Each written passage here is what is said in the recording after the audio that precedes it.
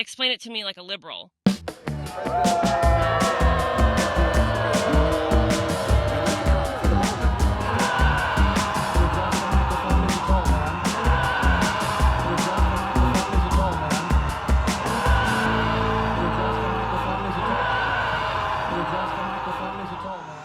What's up, guys? Your boy Benny. What's the happiest you've ever seen Joe Biden? The 2-for-1's Depends sale, the free ice cream buffet, the giveaway for tickets to Epstein Island for American politicians.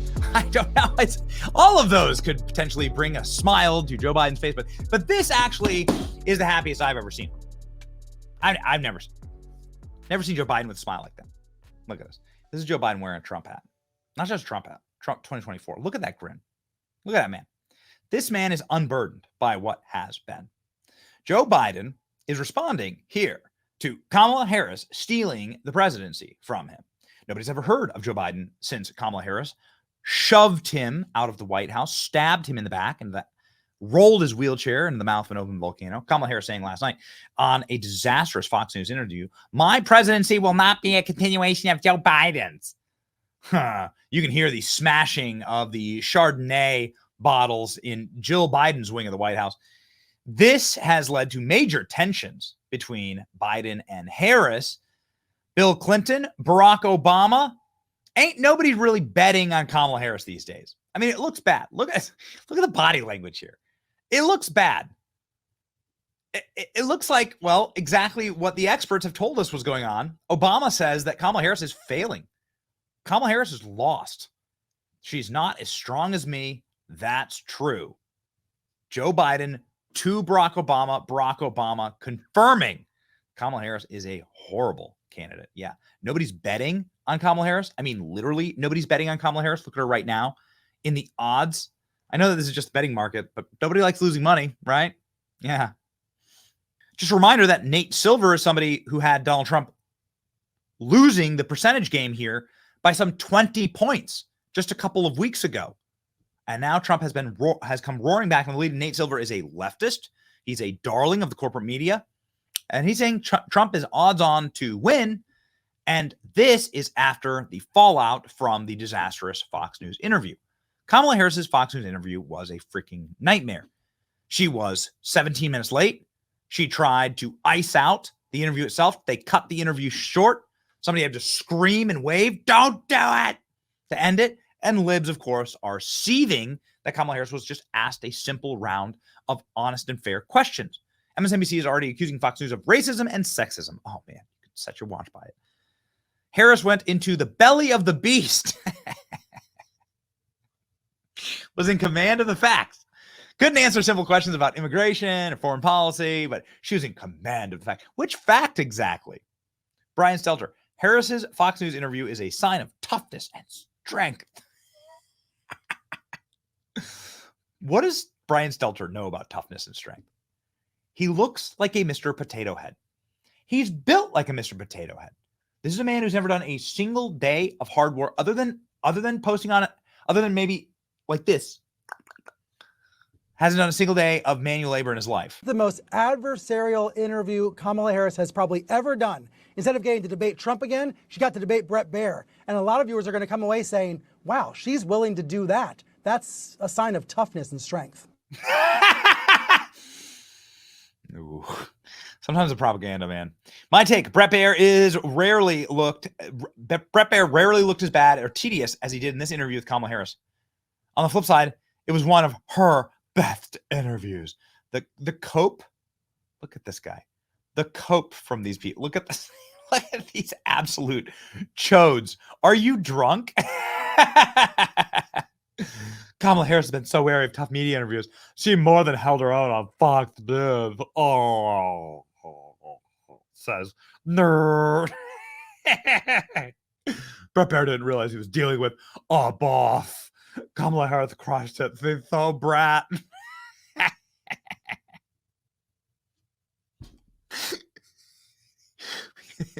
While the entire house is on fire, while everything is in flames, you have Alexander Vindman wobbling out in his military uniform that they've had to get taken out like 15 different times. VP Kamala Harris went a very hostile news interview environment and won over the moderate and independent voters with her smarts. Bro! She can't string words into a sentence, Alexander. I figured Brett Baier would be tough. I didn't know he'd be downright rude and disrespectful. VP debate did great, said Claire McCaskill. If that were true, you wouldn't be saying that. From Mike Lee's genius. David Plouffe, an Obama Plouffer, senior advisor to Obama Plouffer. Kamala strong, handled an ambush. Fox, an ambush? An ambush! Bro just asked her about her own statements and policies. That's it. That's all she got asked about. Yo, you said this. Why? You did this. What now? That's all that happened. It was like an actual real moment of journalism. In light of, he did better than Donald Trump. In the Fox News prep rally disguised as the panel, Kamala wrecks Fox and Trump. Check into rehab. People getting cooked. All right, Adam Kinzinger went to the lion's den and took them on and stood tall. Fox tried to their BS gotchas and right-wing reality. She turned everything definitely back to Trump.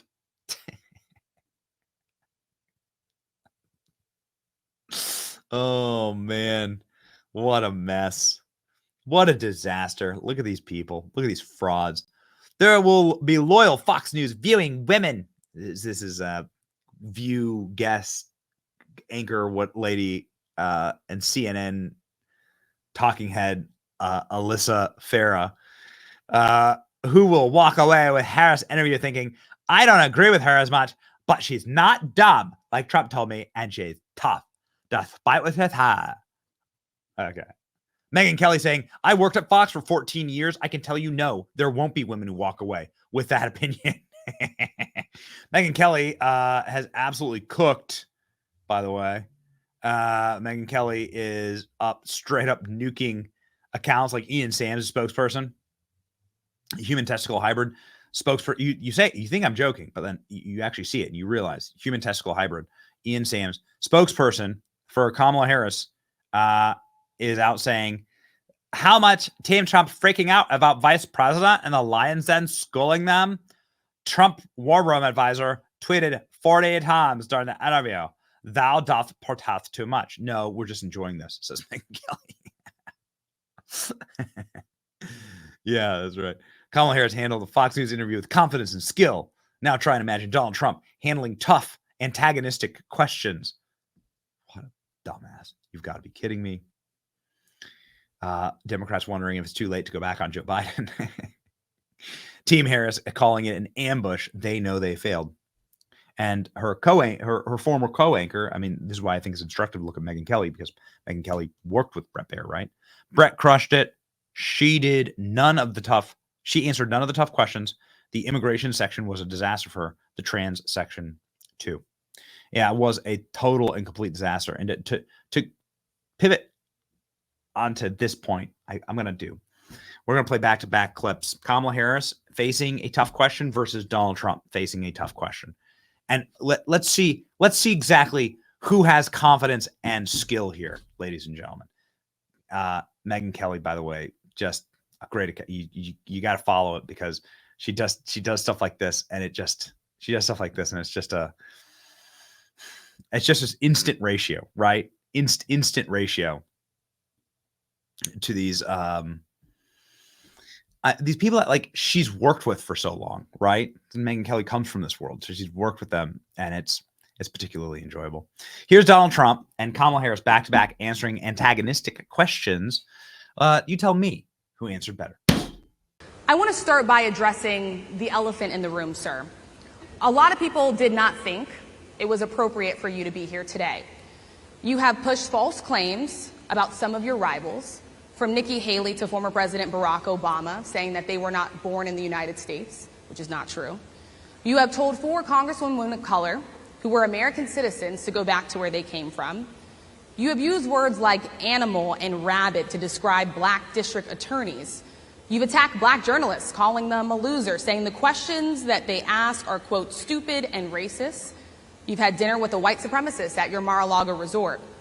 So my question, sir, now that you are asking black supporters to vote for you, why should black voters trust you after you have used language like that?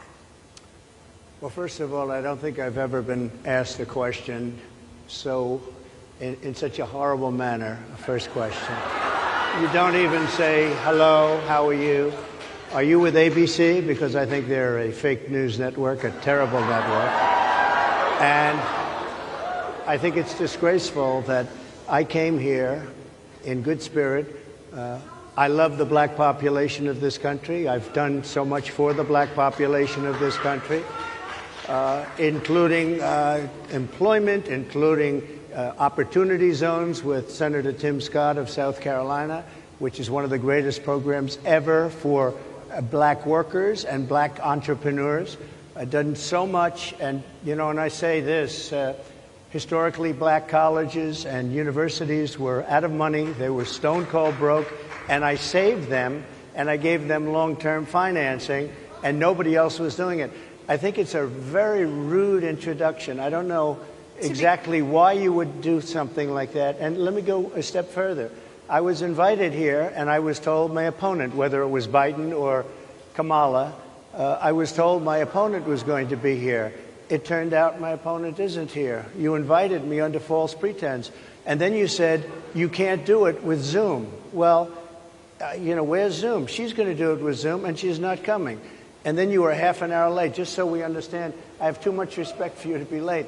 They couldn't get their equipment working or something was wrong. Mr. President, I would love if you can answer the question on your rhetoric and why you believe I have that answered black the voters question. should trust you with another 4 I years. have been the best president for the black population since Abraham Lincoln. That's my answer. Better than President Johnson, who signed the Voting Rights Act? And for you to start off a question and answer period, especially when you're 35 minutes late because you couldn't get your equipment to work, in such a hostile manner, I think it's a disgrace. Let me just ask a follow-up, sir, and then we'll move on to other questions here. Talked about locking people up because they disagree with him. This is a democracy. And in a democracy, the President of the United States, in the United States of America, should be willing to be able to handle criticism without saying he'd lock people up for doing it.